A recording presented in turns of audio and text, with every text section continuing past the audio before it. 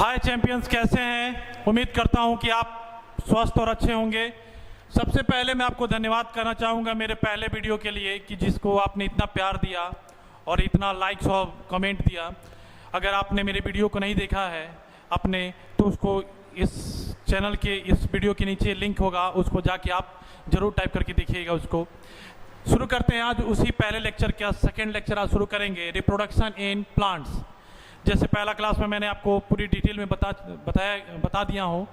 अगर आपने उस वीडियो को नहीं देखा है तो लेक्चर फर्स्ट जो है इस वीडियो के नीचे उसका लिंक मिलेगा आपको, वहाँ जाके उस फर्स्ट लेक्चर को आप देख सकते हैं। आइए देखते हैं, इसको शुरू करते हैं। इसको वेजिटेटिव रिप्रोडक्शन। वेजिटेटिव रिप्रोडक्शन क्या होता है? पहले ही मैंने बताया था कि वेजिटेटिव एंड रिप्रोडक्टिव दो तरह के होते हैं, वेजिटेटिव और रिप्रोडक्टिव। वेजिटेटिव जो कि फ्लावर को छोड़कर जो भी पार्ट से रिप्रोड्यूस कराते हैं उसको कहते हैं रिप्रोडक्टिव, और जो फ्लावर को छोड़ के जो पार्ट से रिप्रोड्यूस कराते हैं उसको कहते हैं वेजिटेटिव्स, और जिसको सिर्फ फ्लावर से रिप्रोड्यूस कराते हैं उसको कहते हैं flower रिप्रोडक्टिव्स। Vegetative reproduction and the vegetative propagation is the another class of asexual reproduction. Asexual reproduction जिसमें सिंगल पेरेंट नीड होता है, सिंगल पेरेंट कैपेबल होता है ऑफ स्प्रिंग या रिप्रोड्यूस करने के लिए। उसी तरह ये क्लास जो है उसका एक टाइप्स है asexual reproduction in which the new plant are produced, in which the new plants are produced from the vegetative parts. Vegetative part से किसी प्लांट को रिप्रोड्यूस कराना, उसको वेजिटेटिव पार्ट से किसी प्लांट को रिप्रोड्यूस एसेक्सुअली कराना, उसको कहते हैं वेजिटेटिव रिप्रोडक्शन।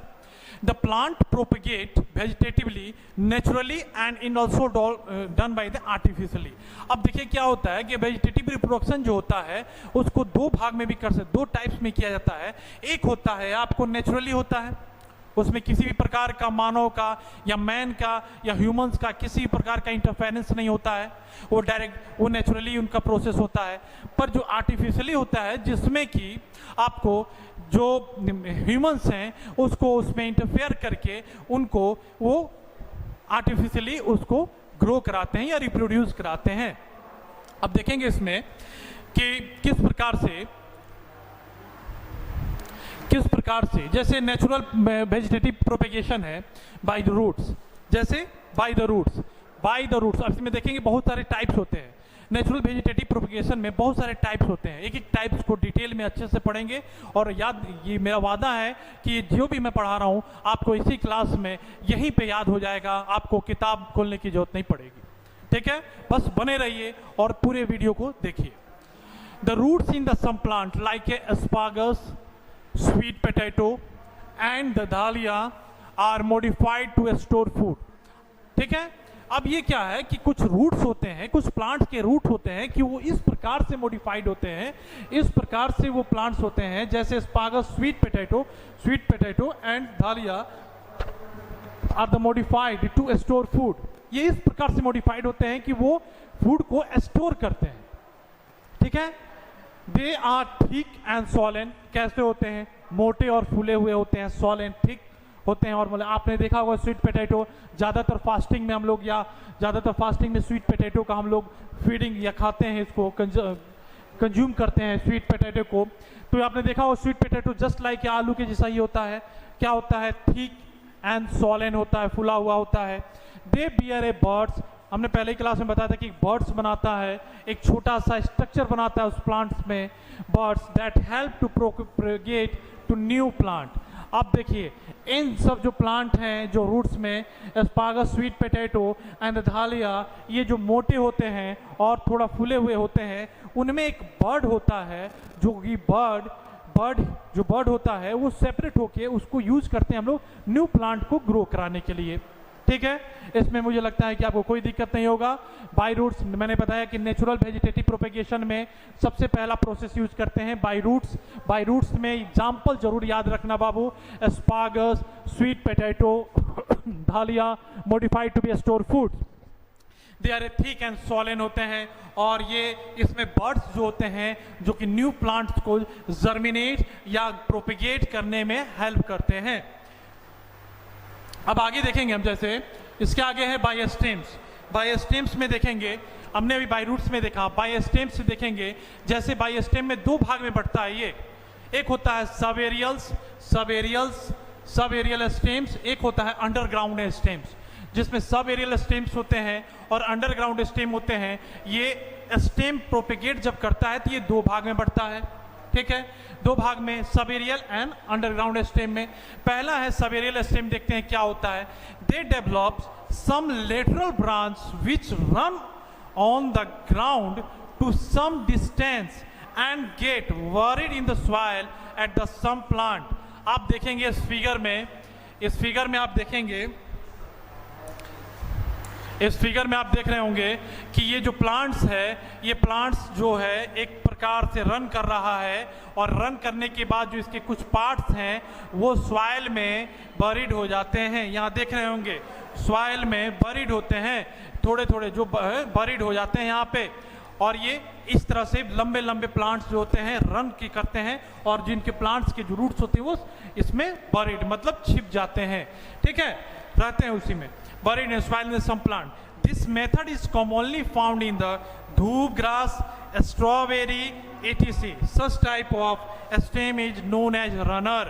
याद रखिएगा, इस तरह के प्लांट्स को हम लोग रनर भी कहते हैं, क्योंकि ये रन करते हैं, आगे प्रोपेगेट करते हैं, आगे जाते हैं, ये एक क्यू की तरह रन करते हैं, और जैसे जैसे रन करेंगे ये अपना एंकर कर लगाते हैं, रूट्स को लगा के बरीड करते हैं, अपने कुछ पार्ट्स को बरीड कर देंगे, फिर कुछ पार्ट्स को अबव द सॉइल रखेंगे, कुछ किस पार्ट को बरीड कर देंगे, कुछ किस पार्ट को, ये कंटिन्यू चलती ही रहेगा।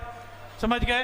अब इसी में देखेंगे आगे भी यही है, ये जो प्लांट्स हैं आपको देख रहे हैं, ये सब सॉइल में बरीड हो जाएंगे, ठीक है। एडवेंटिस ये दोनों प्लांट्स हैं आपको, तो रनर इसको कहते हैं, इस प्लांट्स को रनर भी कहते हैं। और इस रनर प्लांट्स में क्या क्या है मेन, इसमें याद रखिएगा आप, क्या याद रखिएगा कि इसका एग्जाम्पल, रनर का एग्जाम्पल पूछेगा तो आपको याद रखिएगा कि धूप ग्रास, स्ट्रॉबेरी तो आपको याद रहेगा, etc। ये दो एग्जाम्पल जरूर याद रखना कि ये सब एरियल में होता है। सब एरियल का मतलब ये होता है कुछ पार्ट ऊपर निकले, कुछ पार्ट नीचे हैं, ठीक है। अगला देखेंगे हम लोग सब एरियल्स में, आगे देखेंगे हम लोग अंडरग्राउंड स्टेम्स। ये आपको क्लास 11th में भी पढ़ना है, याद रखिएगा, क्लास 11th की या 12th में पढ़ना होगा आपको underground stems.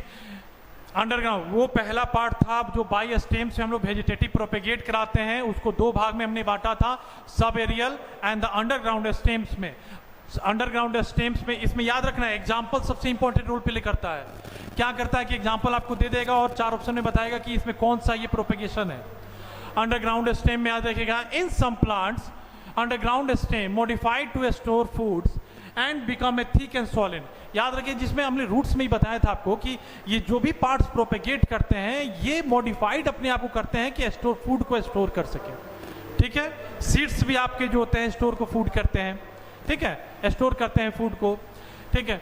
In the some plant underground stem modified, अपने आप को modified store food and become a thick and solid. Some of them bear a buds, कुछ इसमें जो होते हैं वो बर्ड्स बनाते हैं।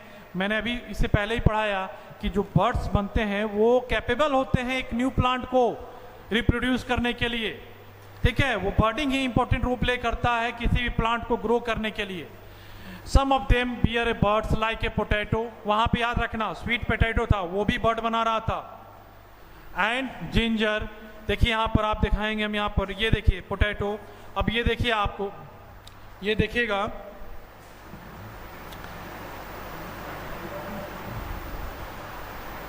ये आप देख रहे होंगे,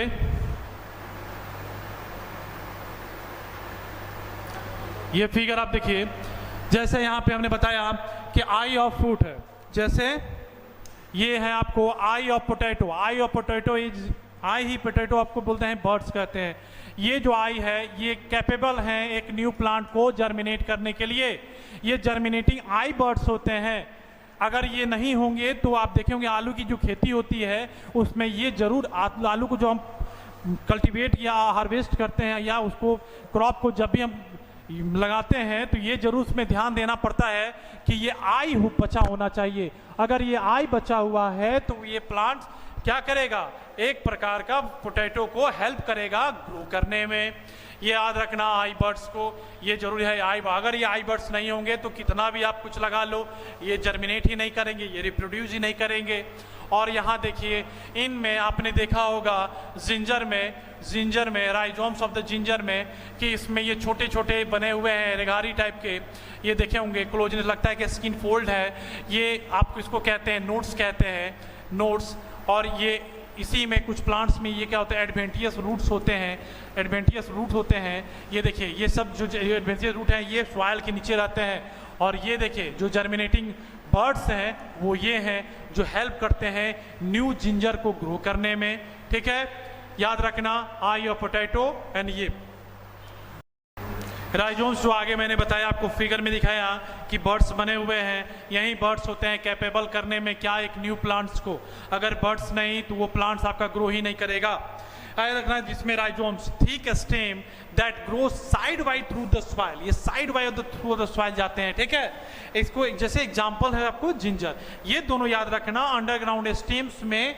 एग्जांपल में क्या मैंने बताया आपको, ये एक पहला में है राइजोम्स में, याद रखना जिंजर, रट जाना। अगर राइजोम्स आता है अंडरग्राउंड स्टेम में आता है राइजोम्स, होता है जिंजर।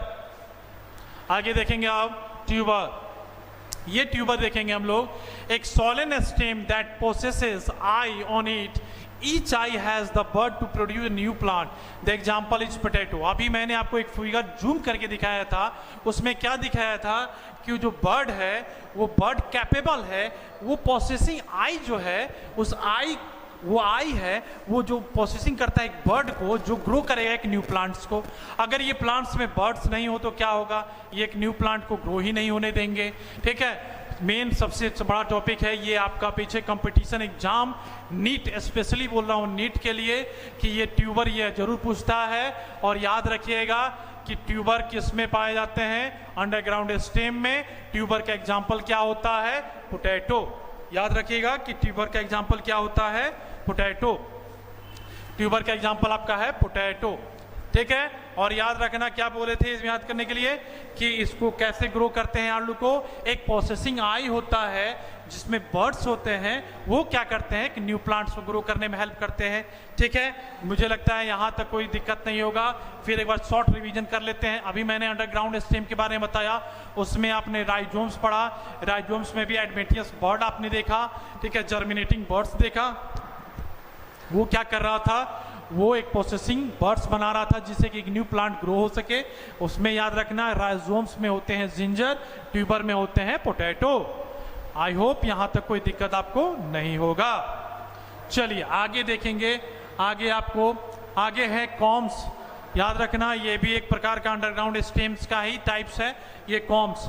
इसमें क्या होता है, एक फ्लेसी स्टॉट मतलब होता है फैट, फूला हुआ या मोटा, round stem that grow vertically grow करता है। कैसे ग्रो करता है, ये करता है ग्रो वर्टिकली। ये वर्टिकल इसको कहते हैं हॉरिजॉन्टल, ठीक है। अब याद रखना इसको, ये vertical, the example is called colocasia. ये देख रहे हैं आप, न्यू कम जर्मिनेट कर रहा है, ओल्ड कम ये अब यहीं से ये ग्रो कर रहा है, देख रहे हैं वर्टिकली कर रहा है ग्रो, ठीक है। इसमें याद रखना कॉम्स का फ्लेसी होता है, फ्लेसी मतलब होता है थोड़ा सा गुदगुदा या थोड़ा सा जूसी टाइप का। ये स्टोर जो होता है फूला हुआ, and round stem that grow है वर्टिकली, एग्जांपल इज कॉल्ड क्लोकेसिया, ठीक है। यहां तक कोई दिक्कत नहीं आपको। अब आगे देखेंगे हम लोग।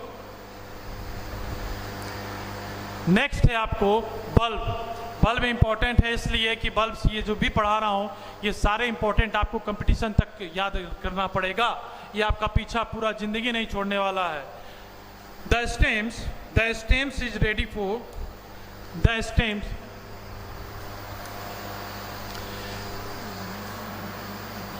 The stems is reduced to disc-like structure and bear root at its base. An example is called onion. आपने जब भी देखा होगा ओनियन या प्याज को जब आप देखे होंगे तो उसमें प्याज में क्या दिख रहा है, एक लेयर बाय लेयर होता है, देखे होंगे ना, लेयर बाय होता है, डिस्क लाइक स्ट्रक्चर होता है। आप देख रहे होंगे यहाँ पार्ट्स ऑफ ओनियन में, ये टूनिक है, आउटर साइड है, जो आउटर साइड है, ये बल्ब स्केल्स है, देख रहे हैं बल्ब लाइक स्ट्रक्चर बना रहा है, ये देख रहा हो बल्ब लाइक स्ट्रक्चर बना रहा है। और ये क्या है, एक लेयर बाय लेयर है, फ्लेसी मॉडिफाइड लीव होता है। बल्ब क्या होता है? Fleshy modified leaf. फ्लेसी मतलब जूसी टाइप का लीफ का ही मॉडिफिकेशन होता है। मॉडिफाइड कॉम्पैक्ट स्टेम होता है। ये जो देख रहे हो मॉडिफाइड कॉम्पैक्ट मतलब एकदम सब सिकुड़ा एक जगह में, कॉम्पैक्ट स्टेम होता है। और आपने जब भी प्याज को खेत से अगर निकाला होगा तो नीचे देखे होंगे बहुत सारे रूट्स होते हैं, उसको कहते हैं एडवेंटियस रूट। ठीक है, रूट्स अगर पढ़ना होगा उसमें मैं पूरा क्लियर आपको आगे डिटेल में समझाऊंगा कि रूट्स में भी 3-4 वैरायटी होते हैं। द स्टेम क्या होता है? स्टेम देख रहे हैं, स्टेम रिड्यूस, अपने आप को रिड्यूस कर लिए हैं to a disc like structure. कैसे कैसे बाबू? बाबू समझना इसको। क्या मैंने बोला कि जो स्टेम है वो अपने आप को रिड्यूस कर लिए हैं। रिड्यूस करके कैसा बना लिया है? वो disc like structure. Disc like मतलब आपने सीडी देखा होगा, कॉम्पैक्ट डिस्क देखा होगा, सीडी लाइक स्ट्रक्चर बना ले रहा है। और क्या बियर कर रहा है? यहाँ पर बेस के पास ये अपने आप को पूरे स्टेम को रिड्यूस करके फ्लैसी मॉडिफाइड लीव को लेयर बाय लेयर सजाते हुए ये स्ट्रक्चर जो बना रहा है ये इसको बल्ब कहते हैं। याद रखिएगा, बल्ब का एग्जाम्पल क्या होता है? ओनियन। ओनियन याद रखना, ये सब इंपॉर्टेंट है। नेक्स्ट में है आपको बाय द लीव्स। अभी हमने पढ़ा रूट्स, पढ़ा स्टेम पढ़ा, अब अगला है आपको leaves. Leaves are the some plants bear a buds. अब देखिए क्या है, रूट्स में भी बर्ड्स आ रहा था, आपने देखा स्टेम में भी बर्ड्स आ रहा है। और बर्ड्स क्या होता है? ये एक जर्मिनेटिंग बर्ड्स होता है जो कि न्यू प्लांट को डेवलप करने में हेल्प करता है। ठीक है, उसी तरह है बाय लीव्स। बाय लीव्स में क्या होता है कि leaves of the some plant bear a buds. अब क्या है, कोई कोई ऐसे लीव्स होते हैं जो बर्ड्स हैं वो बियर करते हैं अपने मार्जिन पे। आप यहाँ देख रहे होंगे, यहाँ पर आप देख रहे होंगे इसको, ये देख रहे हैं आप, इसमें क्या दिखा रहा है कि इसमें ये इस लिप्स में यहाँ छोटे छोटे बर्ड्स बन रहे हैं।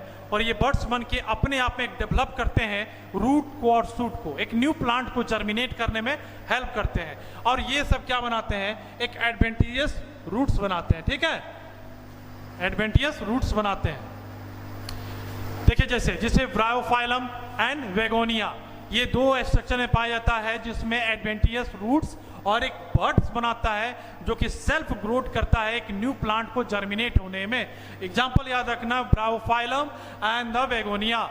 दो एग्जांपल ऐसा है कि जो लीव्स में ही बर्ड्स बनाते हैं और बर्ड्स क्या करते हैं? एक न्यू प्लांट को ग्रो करते हैं। बर्ड्स का मतलब बर्ड्स जहां भी आए याद रखना कि एक न्यू प्लांट को ग्रोथ करने वाला।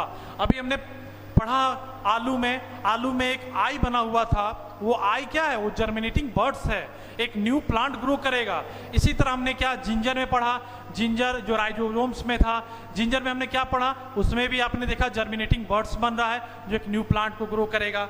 ठीक है, इसमें कोई दिक्कत नहीं होगा। सिर्फ एक चीज याद रखिएगा, हल्का अभी 7th क्लास में है, एक लाइन याद रखिएगा और एग्जाम्पल जरूर याद रखना, ये इंपॉर्टेंट है। एग्जाम्पल याद कर लोगे तो आगे आपको कोई दिक्कत होने वाला नहीं है, समझते चलेंगे आगे तक। अब आता है कहानी जहां पे ह्यूमंस आपको इंटरफेयर करना शुरू करते हैं। अभी तक तो नेचुरल प्रोसेस सारा हो रहा था, अब इसमें क्या होगा कि आपको पता है कि इंसान का खुरपाती दिमाग कैसा होता है। अगर इंसान खुरपाती दिमाग वाले नहीं होते तो आज इतने सारे, मैं जो माइक लगाया हुआ हूँ, जो सामने कैमरा बन रहा है, ये सब भी उपज है इंसान की आर्टिफिशियल काम की। अगर आदमी अगर उल्टा फुल्टा दिमाग या खुरपाती दिमाग नहीं लगाता तो कोई नया इन्वेंशन ही नहीं होता। ठीक है, तो इसीलिए इंसान का कहीं कहीं इंटरफेरेंस बहुत अच्छा होता है और कहीं कहीं इंटरफेरेंस बहुत गलत होता है। कहीं इंटरफेरेंस से पॉजिटिव मानो, कहीं इंटरफेरेंस आपका निगेटिव भी हो जाता है। तो याद रखिएगा कि अब artificial method of vegetative propagation, आप इस बोर्ड को देख रहे हो, क्या ये नेचुरल प्रोसेस है? किसी प्लांट पे ये लगा हुआ था बोर्ड? जी नहीं, ये भी ह्यूमन इंटरफेरेंस का ही काम है। अगर ह्यूमंस ये मैन मेड बनाया हुआ है, इसीलिए इसको कहेंगे आर्टिफिशियल कहेंगे। ठीक है, artificial method of the vegetative propagation. अब इसमें देखेंगे कि वेजिटेटिव प्रोपेगेशन में अभी तक हमने पढ़ा जो वो था नेचुरल। ठीक है, अभी हमने पढ़ा नेचुरल है। अब देखेंगे कि जहां पे ह्यूमन ने अपनी खुरपाती दिमाग लगाना शुरू कर दिया। अब देखेंगे इसमें ह्यूमन इंटरफेरेंस शुरू हो चुका है। अब देखेंगे आर्टिफिशियल में क्या होता है। Vegetative propagation is used by the human beings to grow another plant also. This is, यहाँ पे थोड़ा सा मिस्टेक है, grow plants also, this is known as the artificial vegetative propagation। It is done in the different way in a different plants. किस तरह समझना पहले इसको। अब इसमें क्या है कि यहाँ पे थोड़ा सा अनदर होगा, another plant this known as the artificial vegetative propagation, it is done in the different way in the different plant. अब इसमें क्या है कि हमने क्या किया कि कुछ दो प्लांट्स को लेके उनके साथ रिसर्च करना शुरू किया और एक न्यू प्लांट को ही ग्रो करना के काम शुरू कर दिया, जिसको हाइब्रिड प्लांट्स कहेंगे। ठीक है, इसमें देखेंगे कैसे डिफरेंट प्लांट्स में करते हैं इसको। आपने यहाँ देखा होगा, यहाँ देखोगे कि सबसे पहले आता है ग्राफ्टिंग। ये artificial method of vegetative reproduction में सबसे पहला आता है method grafting. This method is commonly use for the fruit producing plant. किसमें यूज होता है? ये यूज होता है आपको फ्रूट प्रोड्यूसिंग प्लांट्स में। देखिए कैसे। इन this method the train of the plant, sorry यहाँ गलत है, the brain of the plant of the two different quality are mixed to get a new plant having the quality of both the plant। अब इसमें देखिए, माने कि एक plant है जो ज़्यादा प्रोडक्शन हो रहा है, ठीक है, एक मैंगो का प्लांट्स है, ठीक है, एक मैंगो प्लांट है,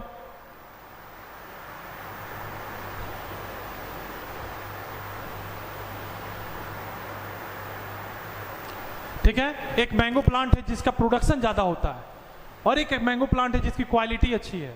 तो हम चाहते हैं कि क्वालिटी अच्छी भी हमें मिले और प्रोडक्शन भी ज़्यादा हो, तो हम क्या करेंगे, इन दोनों वैरायटी ऑफ प्लांट्स को क्या करेंगे, एक ग्राफ्टिंग करना शुरू कर देंगे। ठीक है, ग्राफ्टिंग करने से क्या देखेंगे कि हमको प्रोडक्शन भी ज़्यादा मिल रहा है और क्वालिटी भी हमारी ज़्यादा हो गई। ठीक है, इससे ये फायदा होता था। इसमें क्या होता है कि जब प्लांट्स हैं two different quality of plant को मिक्स करते हैं और एक न्यू प्लांट को ग्रो करते हैं। जैसे यहाँ पे देखिएगा, इसको ग्राफ्टिंग करते समय दो इंपॉर्टेंट चीज याद रखिएगा कि ऊपर वाला जो पार्ट्स है उसको कहते हैं हम लोग, ऊपर वाला पार्ट्स को कहते हैं हम लोग the upper part of the plant, जिसको काटेंगे हम उसको कहते हैं सीक्वेंस, एंड नीचे वाला को कहेंगे स्टॉक्स। ठीक है, और इन दोनों को आगे देखोगे, इन दोनों के हम लोग आगे मिलने के बाद यहाँ देखिएगा, ध्यान दीजिएगा कि इन दोनों प्लांट्स में सीक्वेंस एंड स्टॉक को क्या करेंगे, डिफरेंट काटेंगे और यहाँ पे क्या करेंगे, ग्राफ्ट कर देंगे, उसको फिर रैप्ड कर देंगे। ऐसा हो सकता है कि ये दोनों प्लांट्स अलग अलग तरह से ले रहे हैं, अगर नीचे वाला का किसी स्टॉक ले रहे हैं तो सीक्वेंस किसी का दूसरे प्लांट्स का लेंगे, और ये दोनों प्लांट्स को क्या करेंगे, हम ग्राफ्ट करके क्या तैयार कर देंगे, एक न्यू वैरायटी ऑफ प्लांट्स को तैयार करेंगे। ठीक है, इसमें मुझे लगता है कोई दिक्कत आपको नहीं होगा। फिर इसमें आगे देखेंगे हम लोग कि आगे इसका प्रोसेस क्या होता है। In this method the upper stem of one parents cut slantly, तिरछा काटना है, slantly, and is place over the slantly lower stem portion of the other plant. अभी मैंने बोला कि दो प्लांट्स लेंगे, एक का तिरछा काटेंगे तो अपर जो है सीक्वेंस उसका और एक का है स्टॉक, ये दोनों डिफरेंट प्लांट्स को एक जगह पर करके रैप कर देंगे। रैप करने के बाद उसको ग्रो कराएंगे तो क्या होगा, एक new variety of plant grow होगा, ग्राफ्टिंग। ठीक है, other plant both are together after some time the tissue of the both the person merge together and give rise to a plant having a quality of both. अब दोनों अगर मिल गया तो क्या होगा, हमें दोनों वैरायटी मिल गया, एक जो लार्ज प्रोडक्शन हो रहा था, एक जो क्वालिटी अच्छी थी जिसकी। ठीक है, the upper portion must possess a bud. ठीक है, ऐसा करना है स्लाइटली कि जो सीक्वेंस है उसका बर्ड उसमें होना चाहिए, तभी ना ग्रो करेगा। बर्ड मैंने बोला क्या कि बर्ड जब होगा तभी ग्रो करेगा। This is called a sequence and the lower portion is called a stock and it must be processed to be high a develop root system. देखिए, दोनों में एक कंडीशन जरूर याद रखिएगा, जो अपर पार्ट होगा उसमें बर्ड जरूर होना चाहिए। जो डिफरेंट प्लांट से आप क्या ले रहे हैं, स्लाइटली काट के जो अपर पार्ट ले रहे हैं उसमें बर्ड होना चाहिए कि वो जर्मिनेट कर सके। दूसरा, जिसका सीक्वेंस जिसका स्टॉक ले रहे हैं उसका रूट सिस्टम अच्छा डेवलप होना चाहिए, नहीं कि टूटा फूटा हो, तभी जाके क्वालिटी तैयार होगी। ठीक है, ये दो कंडीशन इंपॉर्टेंट है, अपर पोर्शन के पास बर्ड्स होना चाहिए और दूसरे के पास हाई डेवलप रूट सिस्टम होना चाहिए। मेरे ख्याल से आप अच्छे समझ गए होंगे। अब देखेंगे, अभी मैंने ही पहले ही इसको स्टार्ट करने पहले बताया था कि ये जो प्रोसेस है ये फ्रूट प्रोडक्शन या फ्रूट्स प्लांट्स में ज़्यादा यूज किया जाता है ग्रो करने के लिए। और याद रखिएगा किस में है ये प्लांट्स हैं मैंगो में। ये ज़्यादा ग्राफ्टिंग का जो यूज किया जाता है, एग्जाम्पल याद रखना, ग्राफ्टिंग यूज जो हम करते हैं वो यूज करते हैं मैंगो प्लांट्स में। कोई दिक्कत नहीं, एकदम मज़ेदार, एकदम इजी पढ़ेंगे, एकदम कोई समय ज़्यादा हेडक नहीं दिमाग में लेना है, एकदम शॉर्ट नोट्स बनाया हुआ है, अच्छे से समझते हुए अच्छा से पढ़ेंगे और यहीं पर याद करके जाएंगे, ठीक है। अब देखिए नेक्स्ट है आपका कि स्टेम कटिंग। स्टेम कटिंग में क्या है, the method is use for the ornamental. यहाँ गलती है थोड़ा सा कि यहाँ देखना कि यहाँ पे ऑर्नामेंटल, उसमें याद रखना कि ग्राफ्टिंग कर रहे हैं फ्रूट्स प्लांट में और ये स्टेम कटिंग कर रहे हैं ऑर्नामेंटल प्लांट, जिसको आप समाज घर में सजा के रखते हैं, जो घर में सजाने के लिए प्लांट्स होते हैं। ऑर्नामेंटल प्लांट्स लाइक ए रोज, कैसा रोज जिसको घर में सजाते हैं, चंपा, बोगनवेलिया, ये 3 प्लांट्स याद रखिएगा। याद रखना कि जो पहला हम लोग पढ़े अभी ग्राफ्टिंग, वो किसके लिए यूज होता है, फ्रूट्स के लिए। दूसरा स्टेम कटिंग किसके लिए यूज होता है, किसके लिए, ऑर्नामेंटल प्लांट, जो कि घर में सजावट के लिए रखा जाता है, जिसको सजाने के लिए रखते हैं। किसमें याद रखना, रोज के लिए देखते हैं डिफरेंट वैरायटीज होते हैं। रोज को मैं तो जहां तक जानता हूं कि रोज हर इंसान के घर में रोज मिलेगा ही मिलेगा, प्लांटिंग करते होंगे तो। रोज, चंपा, bougainvillea. In this method a young branch of a stem that has a node on it is cut from the plant. अब याद रखना, इसमें आपने कभी जो रोज लगाते होंगे, आप जो गुलाब का फूल देखे हैं, आप देखते होंगे उसका कि अगर ऊपर का कोई भी प्लांट्स का आधा भाग तोड़ के कहीं और लगा देते हैं तो लग जाता है, पर बशर्ते उसमें क्या होना चाहिए, नोड उसका ग्रो होना चाहिए। उसके नोड के अपर लेयर से काटना है जिसमें ग्रोइंग बर्ड्स होना चाहिए। The branch is planted in the moist soil. किस में करना है, मॉइस्ट सॉइल में करना है। क्या फायदा होगा कि जल्दी जर्मिनेट करेगा, जल्दी तैयार होगा वो plant. After some time the complete plant grow from the branch. After some time, कुछ देर के बाद आप देखेंगे कि वो प्लांट ग्रो करने लग रहा है। And root develop under the soil and the leaf develop and the stem from the nodes. क्यों बोला नोड्स, क्योंकि जैसे ही आपने मॉइस्ट सॉइल में लगाया तो कुछ समय के बाद देखेंगे कि उस में जो गुलाब का फूल है, उस गुलाब का जो प्लांट्स है, उसका जो है रूट सिस्टम ग्रो होने लगेगा और आफ्टर सम टाइम स्टेम भी और लीव्स भी ग्रो होने लगेगा थ्रू नोड्स। ठीक है, इसीलिए नोड्स का बात बोला गया आपको।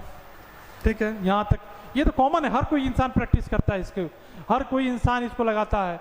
कहीं भी जाते हैं हमको कोई गुलाब का फूल पसंद आ गया तो उसका ऊपर का नोड्स के ऊपर का दाढ़ी को तोड़ लेते हैं और उसको घर में आते हैं लगाते हैं। ठीक है, पर लगाने का कुछ प्रोसेस होता है जो यहाँ बताया होगा।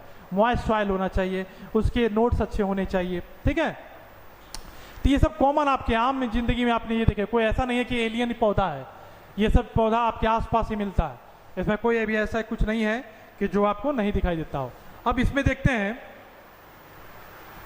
कि लास्ट, मेरे ख्याल से ये लास्ट होगा, हाँ ये लास्ट आपका लेयरिंग है। Layering in this method a side branch of the plant is buried मतलब दफन करना या जमीन में गाड़ना। Buried under the soil keeping the attach to the parent plant, this is called a layer. समझना इसको पहले, क्या बोल रहा है ये, क्या बोल रहा है, ये बता रहा है कि इन दिस मेथड में साइड जो ब्रांच होता है, साइड ब्रांच देख रहे हैं यहाँ पे, आप इसको देख रहे हैं, the side branch of the buried, ये देखिए पूरा सॉइल के अंदर है, इसका जो साइड ब्रांच है इसको सॉइल के अंदर लगाए हुए है। देखिए यहाँ पे इस ट्री का इसका साइड ब्रांच जो है ये यहाँ पर कहाँ लगा दिए हैं, बरीड कर दिए हैं। कहाँ पे बरीड कर दिए हैं, इसको बरीड कर दिए हैं सॉइल में और उसके साथ कोई अटैच कर दिए हैं अंडर द सॉइल। जैसे अगर आप नहीं समझ पा रहे हो तो इसको मैं दिखाता हूँ आपको कैसे किया हुआ। ये देखो, ये समझो इसको, इस प्लांट्स को, इस प्लांट से ब्रांच निकला है और ये ब्रांच नीचे आके क्या हो गया है, बरीड हो रहा है और बरीड होके अटैच कर दिया गया है किसी दूसरे पार्ट में। ठीक है, इसमें इसको देखेंगे। अब उसके बाद है किसमें है आपका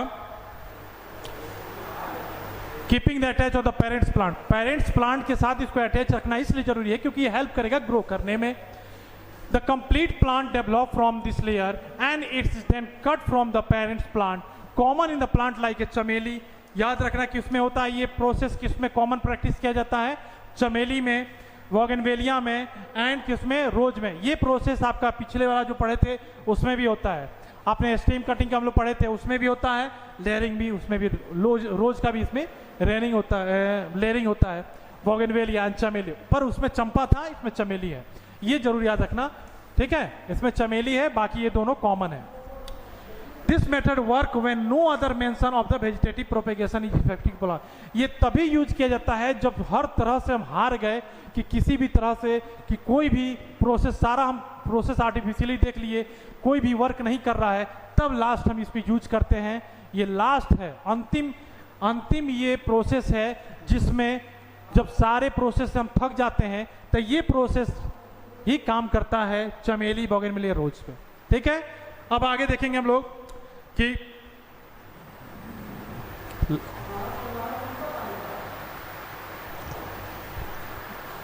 अब एडवांटेज देखेंगे, क्यों वेजिटेटिव प्रोपेगेशन का क्या फायदा है, क्यों हम वेजिटेटिव प्रोपेगेशन कहते हैं, ऐसा हमको क्या इंपॉर्टेंट है इसमें। क्या करते हैं कि desire and improve quality of plant can be obtain by the mixing of plant in the different characteristic. अभी मैंने बताया था मैंगो ट्री के बारे में कि एक मैंगो है, क्वालिटी अच्छी नहीं है पर वो बहुत ज़्यादा प्रोडक्शन देता है, एक मैंगो है क्वालिटी अच्छी है पर कम देता है। तो अगर हम चाहते हैं कि क्वालिटी भी अच्छी मिले, प्रोडक्शन भी ज़्यादा मिले, तो दोनों को क्या करेंगे, ग्राफ्टिंग या प्रोसेस जो बताए थे वो कर सकते हैं। अब वो उसके लिए क्या वेजिटेटिव प्रोपेगेशन कर सकते हैं आर्टिफिशियली, तो उससे क्या फायदा होगा कि हमको दो डिफरेंट डिजायर, जो डिफरेंट कैरेक्टर थे, उस कैरेक्टर को क्या किया हम लोगों ने, एक नए कैरेक्टर को जन्म दे दिया। This method is less time consuming, बहुत कम समय लेता है, ये ज़्यादा समय नहीं लेता है प्लांट को ग्रो करने में। और plant from the seeds one has the wait for the plant of flower and seed to grow but is not required this method. याद रखना, एक दूसरे प्लांट को, जैसे नॉर्मली हम किसी प्लांट को लगाते हैं तो सीड लगाते हैं, फिर वेट करते हैं कि वो प्लांट फ्लावर देगा, फिर फल देगा, पर यहाँ पे ऑलरेडी दिया हुआ प्लांट्स, तैयार प्लांट्स में से ग्राफ्टिंग। जैसे फिर थर्ड देखेंगे, the seedless plant may be obtain from this method specially fruit like banana and grep. जैसे बनाना में सीड होता नहीं है, ग्रेप्स में सीडलेस होते हैं, तो इस प्लांट को ग्रो करने के लिए वेजिटेटिव रिप्रोडक्शन क्या होता है, सबसे इंपॉर्टेंट रोल प्ले करता है, ठीक है। अब इतना मुझे याद है, और ये आज का वीडियो यहाँ पे टॉपिक ख़त्म होता है। मुझे उम्मीद है कि ये वीडियो आपको अच्छा लगेगा, और लेक्चर फर्स्ट भी मेरा जरूर देखिएगा, इसके नीचे लिंक होगा। इतना के लिए जय हिंद, जय भारत।